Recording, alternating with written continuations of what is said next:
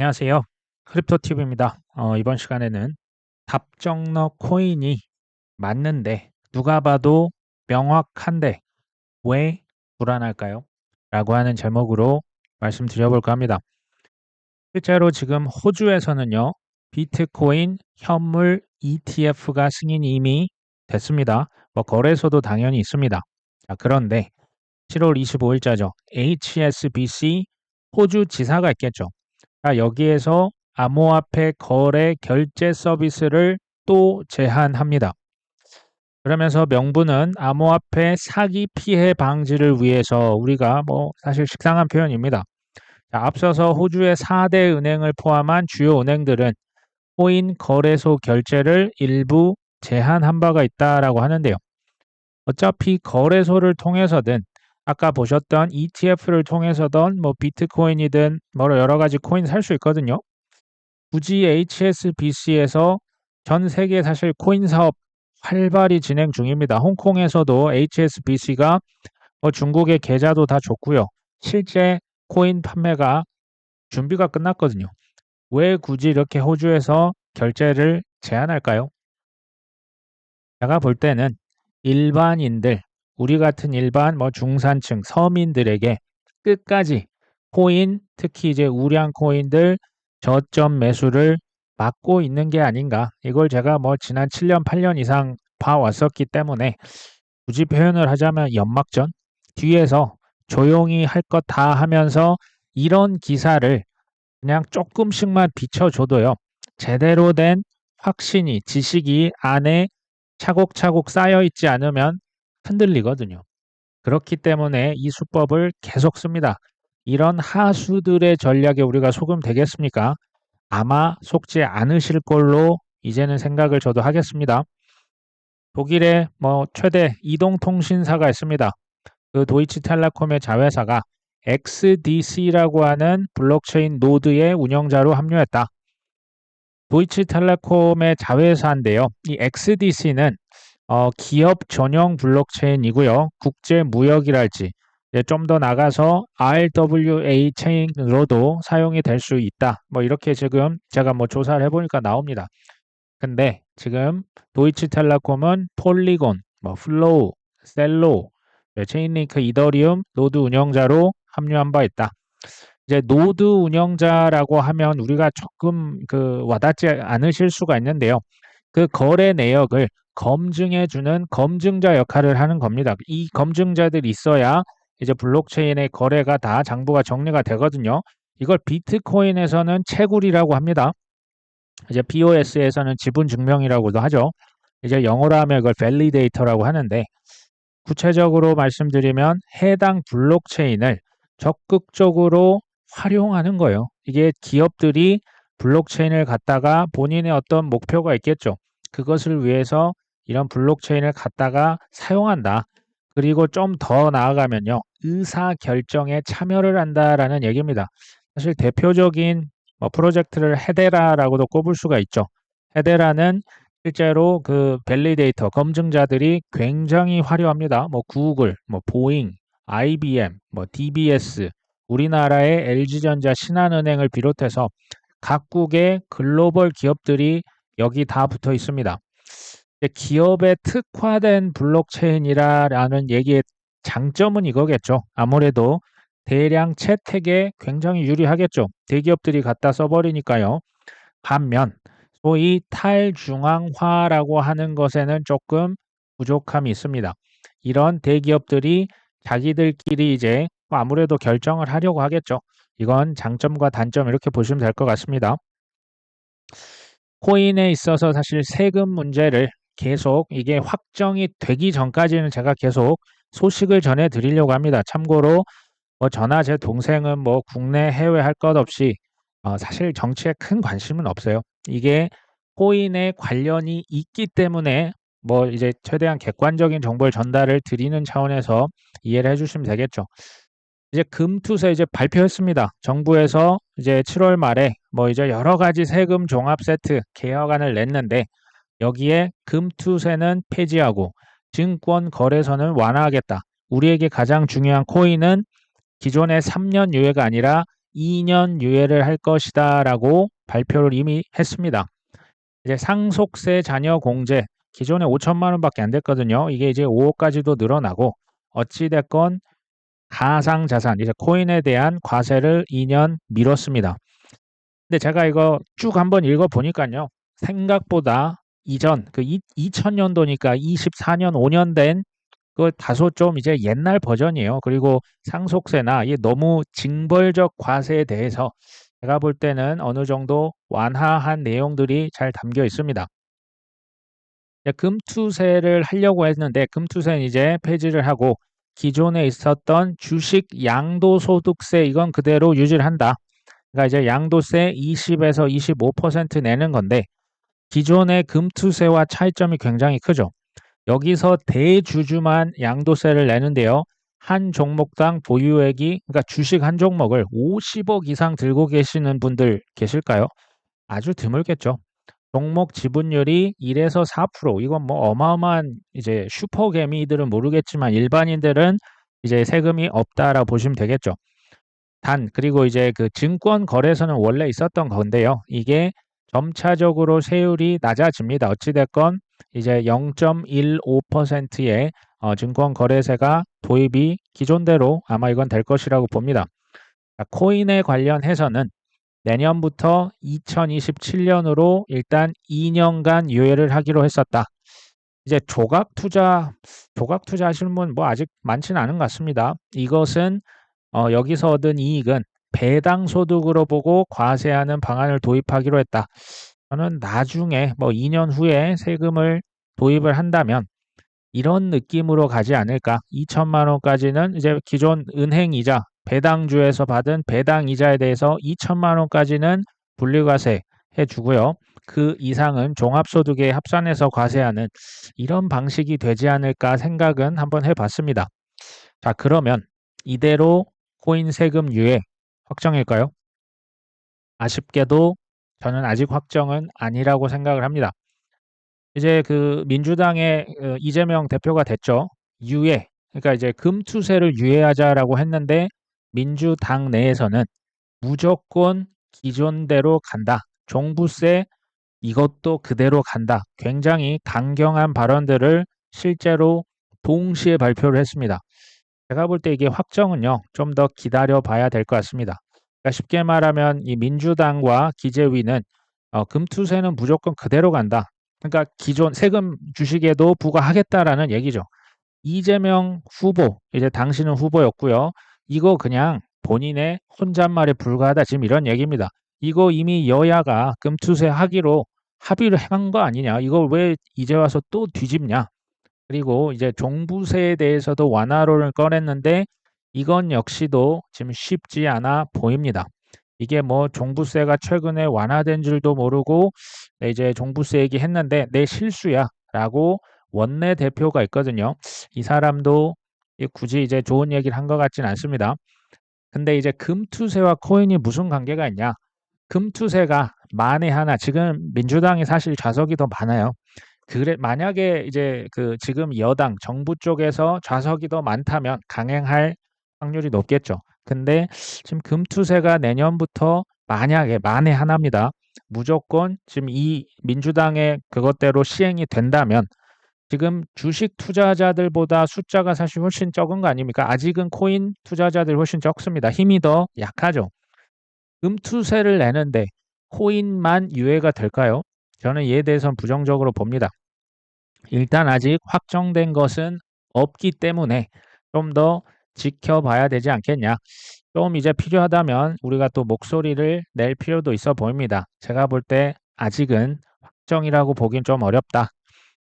근데 이제 과거에 보시면요. 미국에서는 주식, 한국에서는 부동산이 뭐였습니까? 정치인들, 국회의원들 뽑고 심지어 대통령 뽑는데도 표심을 정권 교체를 이뤄내는데 결정적 역할을 하는 거 이제 잘 알고 계실 겁니다. 근데 이제부터는 여기 뭐가 하나 추가됩니까? 사실 우리나라 미국의 문제만은 아니고요. 전 세계에서 코인에 대해서 친화 정책이냐 반대 정책이냐에 따라서 국회의원 대통령이 바뀔 수가 있습니다. 지금 미국 대선을 보면 그들이 그렇게 지금 몰고 가고 있다. 계속 말씀드립니다. 그렇다는 얘기는 사실 코인 가격이 앞으로 더 상승을 한다는 얘기고요. 코인 투자자도 증가하고 코인러들의 힘이 특히 정치에 작용하는 힘이 더 커질 것이라는 것을 의미합니다. 와지르 X라고 하는 인도의 거래소가 있습니다. 예, 최근에 해킹을 당해서 뭐 3천억 원 이상이 사실상 그 해킹이 됐거든요. 이것 때문에 인도의 암호화폐 세율이나 물 건너간 것 같다라는 기사입니다. 현재 인도의 코인 세율은요, 무려 30%가 넘습니다. 30% 양도세, 뭐 원천 징수만 1%를 부과하거든요. 이건 엄청난 중과세입니다. 이게 2022년에 안 그래도 코인 가격 굉장히 떨어져 있을 때 도입을 해서요. 실제로 2023년 어마어마한 자금, 뭐 코인 회사, 뭐 투자자 할 것 없이 인도를 다 떠나고 말았습니다. 여기에서 이제 그 와지르 X 해킹 사건이 발생하면서 이거 이제 물 건너간 것 같다. 그러니까 지금 원천 징수세 1%는요, 거의 이거 뭐 어마어마한 금액이고요. 이걸 좀 완화해 달라고 요구했는데 이거 다 무시가 됐었고요. 와지르 X까지 터지면서 코인 세금 인하는 완전히 우선순위에서 밀렸다. 그러니까 소위 우리가 생각할 수 있는 만약에 이렇게 된다면 우리가 보통 이렇게 얘기하지 않습니까? 그 가정했던 최악의 사태들이 하나도 빠짐없이 발생한 곳이 어디다? 인도입니다. 이게 다 현실화가 실제 됐습니다. 그래서 뭐 거래량은 뭐 사실 거의 뭐 마이너스 90% 이상 다 죽었었고요. 해외로 무더기 이주를 실제로 했습니다. 우리나라는 이 인도의 전철을 밟지 않기를 좀 간절히 바라봅니다.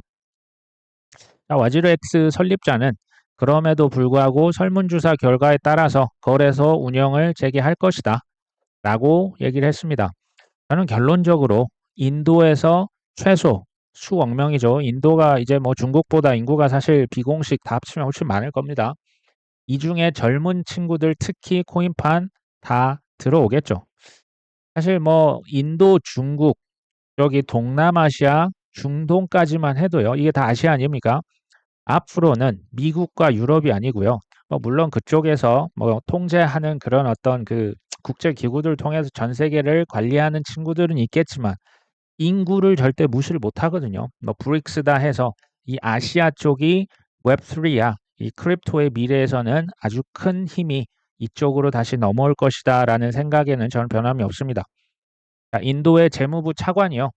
9월 중으로 암호화폐 정책 세부 사항을 발표할 것이다. 이렇게 발표합니다. 인도 중앙은행과 또 증권거래위원회와 암호화폐 정책을 검토하고 있다라고 합니다. 규제 범위 등을 이제 발표를 할 건데요. 사실 세계에서 코인을 가장 싫어하고 반대하는 나라 딱 하나 꼽아라 그러면 인도거든요. 보통은 재무부에서는 친코인 정책을 펼칩니다. 러시아도 그렇고요. 대개 그렇습니다.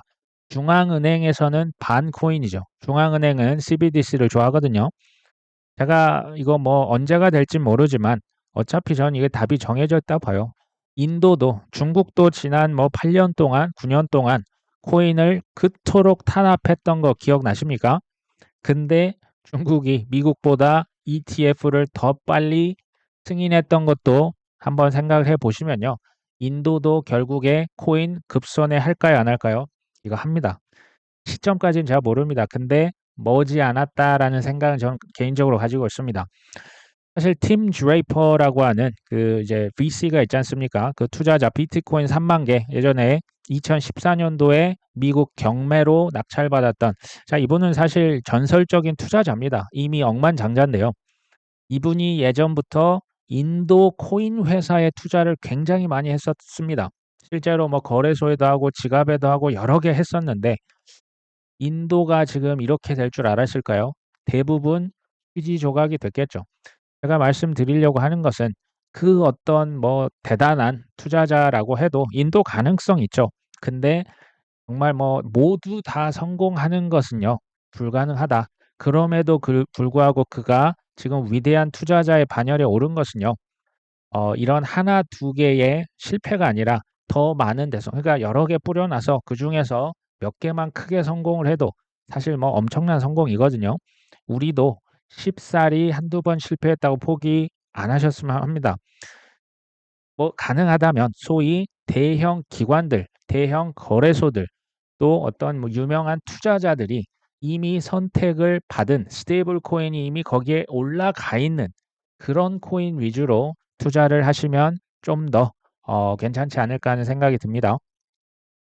스테이블 코인 시총이요. 지난 22년 5월 달 이후 2년 2개월 만에 이제 1640억 달러를 돌파했습니다.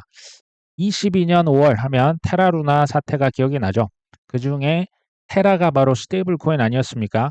그 이후에 이제 시가총액이 밑으로 확 떨어졌다가 이제 그 이전 고점을 회복했다라고 지금 나온 거죠. 자, 이것은 뭐냐? 시장의 신뢰가 높아지고 있다는 얘기다. 그리고 스테이블 코인은 토큰화된 현금, 뭐 디지털 달러, 디지털 유로잖아요. 법정화폐와 블록체인 시장을 연결하고 시장 참여자에게 거래와 대출을 위한 유동성을 제공한다라고 얘기를 했죠. 이게요, 첫 번째로 실물 자산과 블록체인을 연결합니다. 실물 현실과 가상 세계를 연결해 주는데 쓰이는 대표적인 화폐가 뭐다? 이게 바로 스테이블 코인입니다. 당연히 RWA에서도 가장 우선적으로 활용될 화폐가 디지털 스테이블 코인이죠. 두 번째, 거래와 대출을 위한 유동성을 제공한다. 이 말이 무슨 말인지 제가 적나라하게 표현을 하면요. 미래에도 빚을 권하는 사회가 될 것이다. 왜 제가 이렇게 표현을 했을까요? 거래를 하고 대출을 한다라는 얘기는요. 또 B2 연끌을 한다는 얘기입니다. 왜 B2 연끌을 할까요? 중앙은행 전 세계에서 쉬지 않고 이제 CBDC를 무제한 찍어내겠죠. 디지털 달러, 디지털 유로, 우리나라 디지털 원화를 찍어내겠죠. 민간 기관, 민간 은행에서는 뭘 찍어냅니까? 스테이블 코인을 무제한으로 찍어낼 겁니다. 자, 그러면 가만히 있으면 또 바보 될 것 같은데요. 2021년 뭐 코로나 이후에 엄청난 화폐 찍었더니 가만히 있으면 어떻게 됐습니까? 바보였지 않습니까? 빚내서 부동산 안 사면 바보 취급 당했지 않습니까?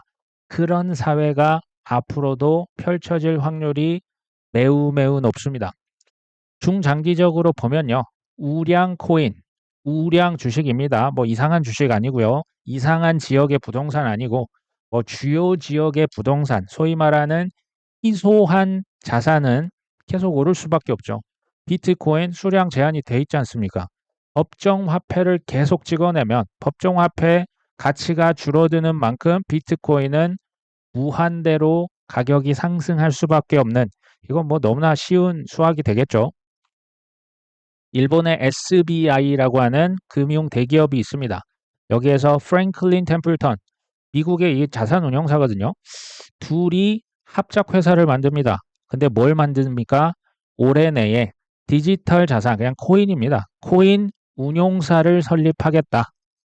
사실 일본의 SBI는 리플 회사라고 할 정도로 리플에 예전부터 친화적이고 투자도 하고 있고 실제 리플 컴퍼니가 맞고요.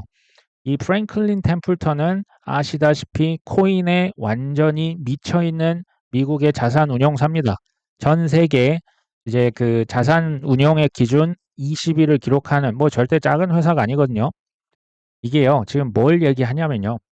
월가뿐만 아니라 미국의 뭐 은행들, 자산운용사, 블랙락 이런 애들만 그런 게 아니고 전 세계에 있는 모든 금융기관들이 지금 코인에 완전 포모하고 있습니다. 살짝 미쳐 있다라는 생각이 들거든요. 근데 우리 일반인과 달리 떠들썩하게 안 합니다. 그냥 뒤에서 조용하게 그냥 준비하고 있는 거겠죠. 여기서 지금 코인 전문 자산운용사 이거 왜 만들까요?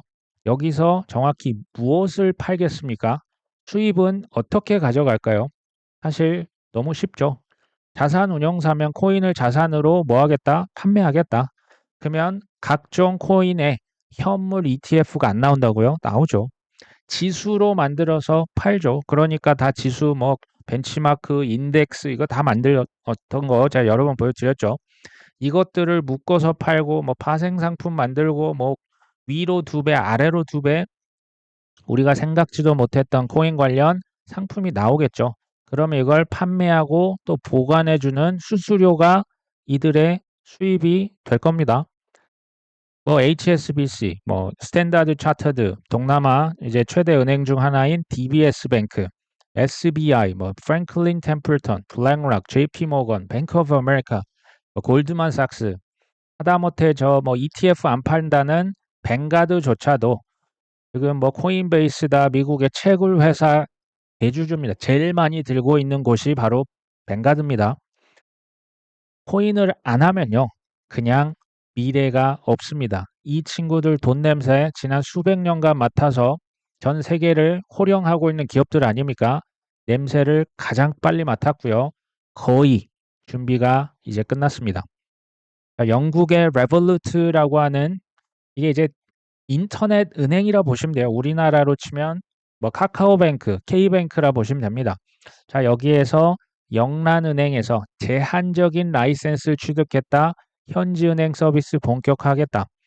여기서는 지난 5월 달에 코인 거래소를 하나 차렸네요.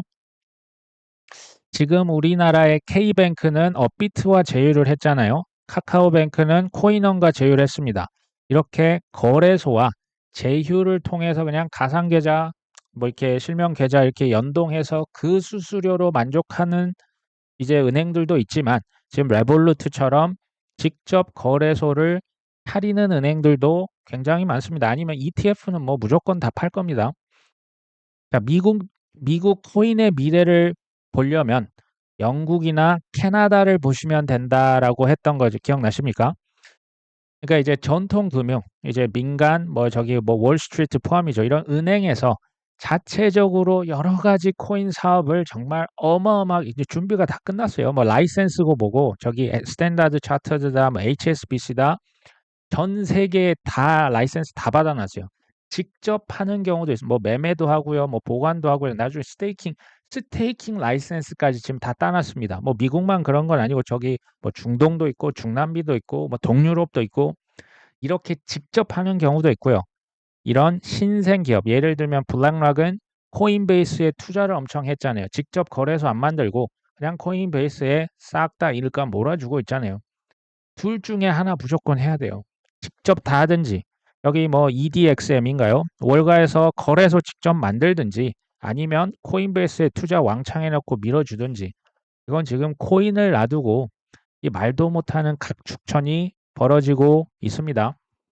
그냥 결론적으로 우량 코인 사셔서요. 그냥 쭉 묵히시면 큰 태풍이 올까요? 안 올까요? 오겠죠. 자, 게브리엘 겐슬러가 이제 뭐 사임할 가능성이 높다. 특히 이제 대통령 이제 어떤 후보가 당선이 되든지 제가 이 말도 사실은 굉장히 의미심장합니다. 후보가 중요하다 안 중요하다? 당이 중요하다 안 중요하다? 안 중요하다니까요. 이거 알고 있는 거죠. SEC 위원장이 25년 초에 사임할 것 같다. 이 친구가 이제 나가게 되면 SEC는 리플과의 소송에서 얻은 약식 판결 이거 항소를 하겠습니까? 이제 뭐 사임하면 뭐 본인이 총대 메고 했었는데 그리고 도널드 트럼프가 승리 확률이 높아진 다음에 XRP 가격이 오른 것이 이 같은 시나리오에 힘을 실어준다. 그리고 솔라나 ETF 승인 가능성도 높아지면서 뭐 솔라나도 오를 수 있겠다. 또 마지막으로 이제 새로운 SEC 행정부가 코인 규제를 완화한다면 AI 기능, 스테이킹 기능 이런 것들 포함된 밈 코인들도 수혜를 입을 수 있다. 뭐 웬만하면 다 오른다 이런 얘기를 이렇게 표현한 것 같고요. 누가 당선되든 전혀 상관없습니다. 어차피 답은 정해져 있다.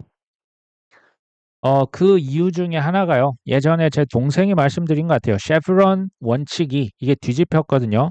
이게 무려 40년 만에 뒤집힌 건데 누가 최종 결정한 건지 아십니까?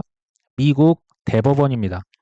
대법원, 그러니까 우리도 1심, 2심, 3심 있는데요. 대법원 최종 판결에서 땅땅땅 하는 순간 이게 끝난 거거든요. 그런 식으로 쉐브론 원칙이 뒤집힌 거예요. 쉐브론 원칙이 뭐냐? 그러니까 이제 법이 없다고 치면요.